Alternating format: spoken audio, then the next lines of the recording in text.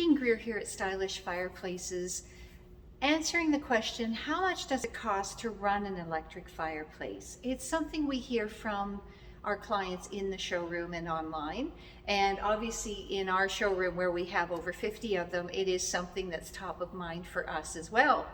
So let's talk about the costs. First of all, when you compare an electric fireplace to a gas fireplace, it costs a lot less to purchase, install, and operate and maintain an electric fireplace. And there are several reasons for that. The first is that an electric fireplace is not actually burning any fuel. The flames that you see are LED lights, so everything you see behind me, those are being generated with LED lights. Those are very low energy, and so they're not using a lot of power. Where the power comes into play is when the heaters are on, and we have complete control over the heaters. So if I don't need the heaters on, as right now, the heaters are off, and so they're not drawing that power. And only when I put those heaters on am I drawing any real power to the fireplace. With a gas fireplace, if you can see flame, heat is being generated. You have some control over that, but it will affect the flame quality.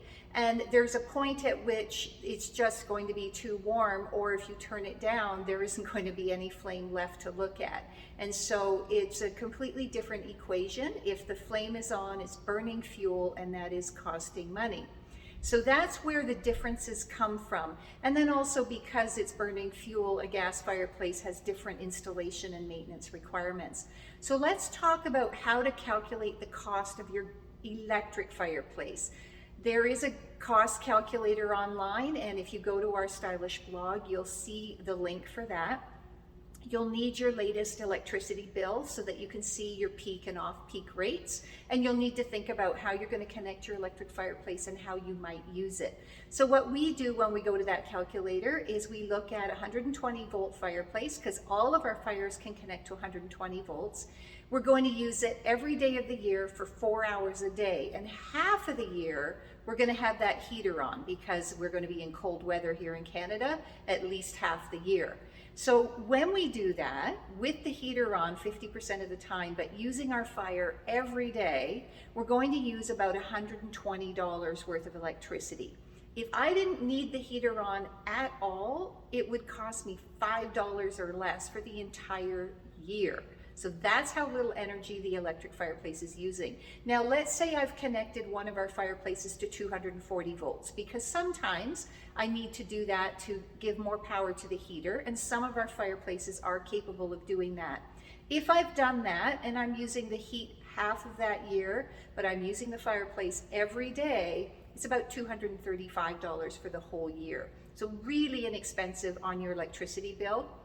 And that's using current rates here in Southern Ontario where we're located. So you can take your own bill and figure it out with the cost calculator.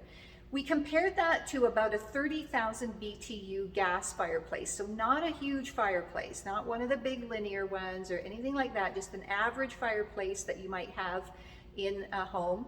And it can't use it 12 months of the year because it's too hot, but for 6 months of the year, that fireplace would cost about $460 to run. So that's just the cost of operation. Let's talk about what it costs to buy a fireplace. So with electric, we have some small ones at $399, and then there's some big new technology that could get you up to around $12,000. But the range is huge. The size range is huge as well, because at $399 it's quite small. At $12,000 it is probably 100 inches, and it is the latest technology in the flames, etc.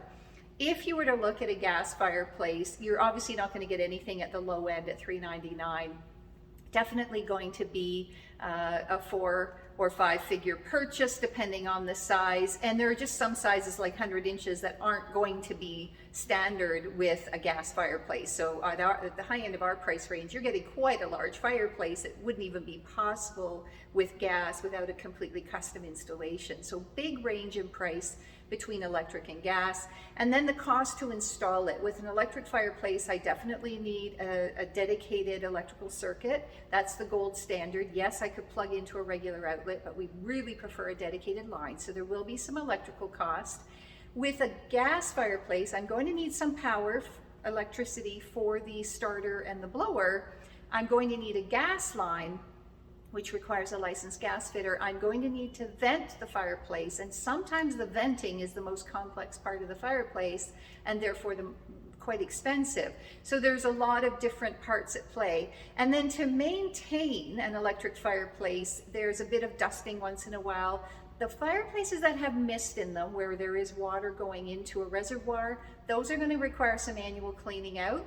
But other than that, a regular fireplace like the ones behind me, I'm going to have to clean the glass once in a while, and maybe once a year I'm going to take the glass off and clean the inside if the dust has accumulated inside. With a gas fireplace, we've got a burner. We are burning a fuel. That fuel could produce carbon monoxide. It can make some cloudiness inside the fireplace. We want to maintain that burner for safety and for the quality and the look of the flame. So there is some annual maintenance there to take care of that burner and to take care of the fireplace properly. So there are some different considerations as far as maintenance goes. So those are all of the cost factors involved when you say how much is it going to cost to run my electric fireplace and how does that compare to gas. You can get all the details on our stylish blog at stylishfireplaces.ca.